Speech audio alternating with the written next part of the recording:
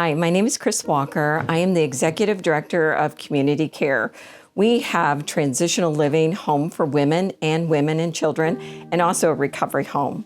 I am so excited to share with you a story that only God can put together, where two brave and just incredible women came to Grace and Mercy, walked through the journey of healing, had hope just rebirthed into their hearts, and they just transitioned into something beautiful themselves. And at the same time, God met them with a husband.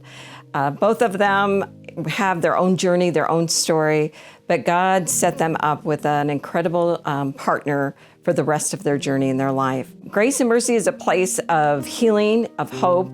It's a place where a woman who is weary can just journey and rest. We love what God does here at Grace and Mercy, but most of all, we love the women that come to Grace and Mercy.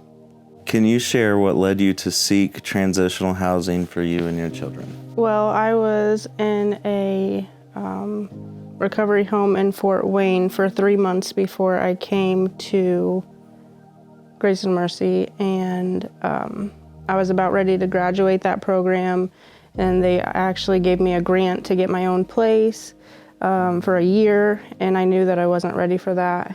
And I was sober while I was there, but I knew something was missing, and I knew that was Jesus. So my mom told me about Grace and Mercy, and I thought that it would be a good next step. So before I got to Grace and Mercy, I was on drugs. My drug of choice was heroin and cocaine. And then I slipped on into meth. And I also was in a couple abusive relationships. I was just desperate, and I was suicidal, and I basically was just crying out to God that He would help me. In the middle of the night, I signed papers that my mom had because she was praying me into this place. It was time to change my life, and if I didn't get it together, that it would be the end of my life the next time. How was dating your future spouse received from the women and staff in the home? The women in the house were very protective of you as well. I may have got some not so gentle advice that I better get some flowers for our first date. And it was God ordained from day one, and I think others seen that. Yes, they were very supportive, but very protective. And you better shut up with flowers. What qualities do you love about me? I've never really had somebody who showed me like what real love is. You're like the first person that's ever supported me in everything I do. When I'm having a bad day, you do lift me up, even when I don't see it or can't see it.